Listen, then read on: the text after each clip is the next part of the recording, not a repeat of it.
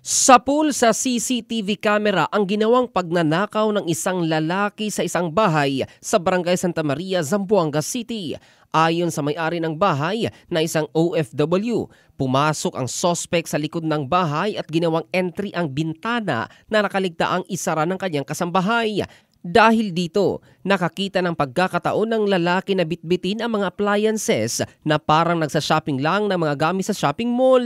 Kapansin-pansin sa unang bahagi ng video, wala pang suot na damit pang itaas ang lalaki. Ngunit nang bumalik ito ay nakasuot na ng kulay itim na t-shirt at sombrero. Makailang beses itong pabalik-balik kung saan kabilang sa natangay ang isang flat screen TV, blender, maging ang mga grocery items ay hindi pinaligtas. Sa bahagi ng video, makikitang ingat na ingat ang lalaki sa pagbuhat sa malaking TV screen at nilabas sa likod ng bahay. Bumalik pa ito na may dalang malaking supot na sinidla naman ng mga grocery items.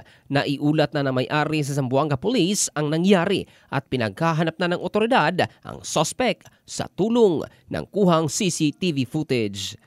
Ito si Jovel Candado in the heart of changing lives ng Brigada News Philippines, the Music and News Authority.